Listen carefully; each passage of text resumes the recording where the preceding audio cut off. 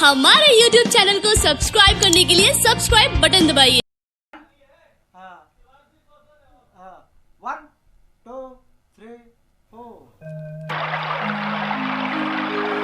महका दे गंगा पार गा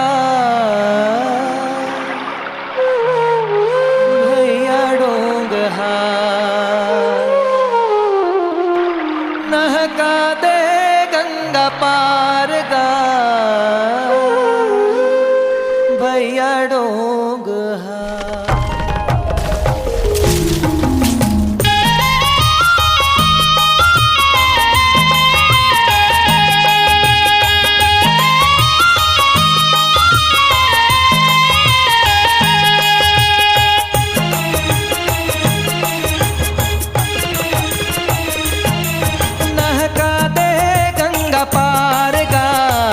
भैया डोंग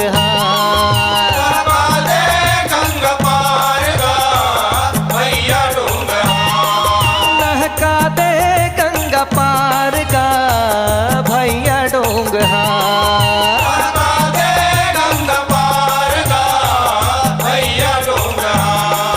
यहो तोर डोंगा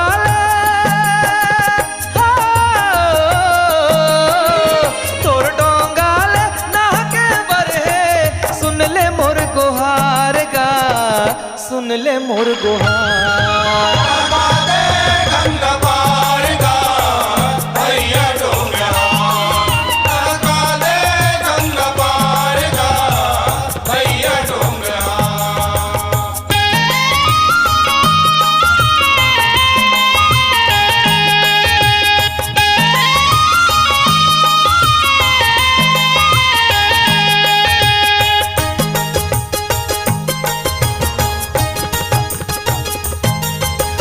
रामचंद्र हा 14 बछर पर निकले हावे काबर सबों के जीवला तारे पर है भव सकरी के भीतर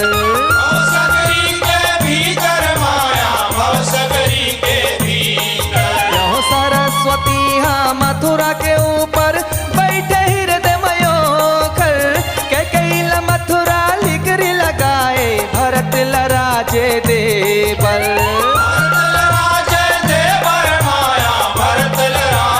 यहो रचना विधाता के रचना विधाता के अटल होगे होनहार गा होगे होनहार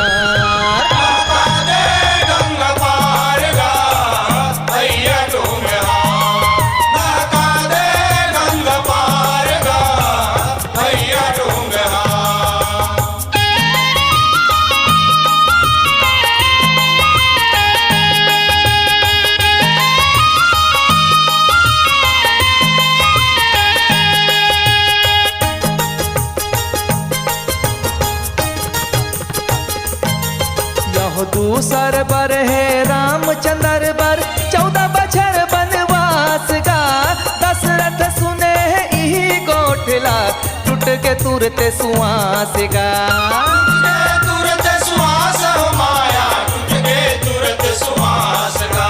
राम के संगला धरे है लक्ष्मण संग धरे सीतायास गा अयोध्या भर रोए झर झर छुट के माया पियास गा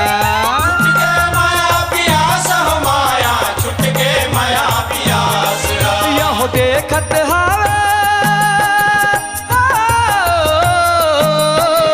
देखत हावे गुहा के वटहा धर के चटवार गा धर के चटवार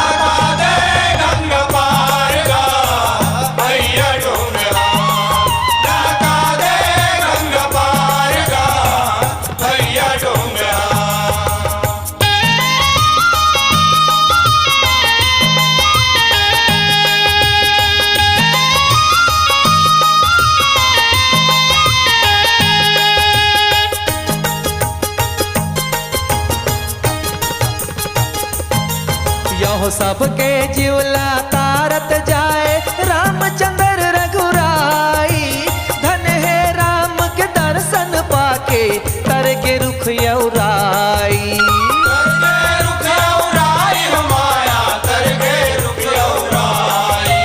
नदिया सरजुमा अमरे राम हा संग म सीता माई के छुआ जन्म मा कुहा के वट के सुने हवे कर लाई।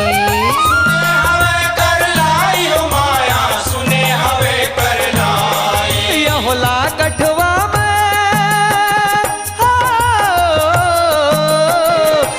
कठवा में पानी लधर के जन करते विचार गा, जन करते विचार।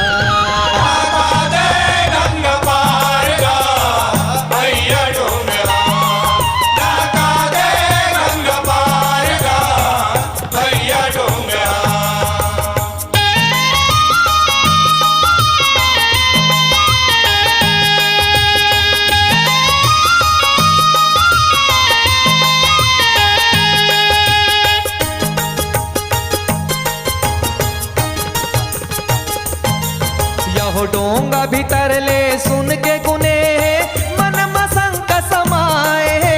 कौन जनी मोर डोंगा उड़ जाही अहिल्या के डर खाए।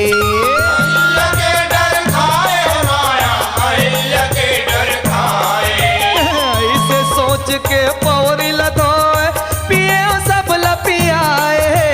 सिग बेर भूर बर के वट तर गए तब डोंगा मन काए।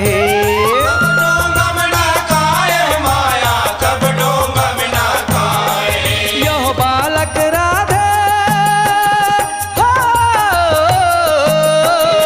बालक राधे दोष दस गए थे राम भक्ति सार गा, राम भक्ति सार।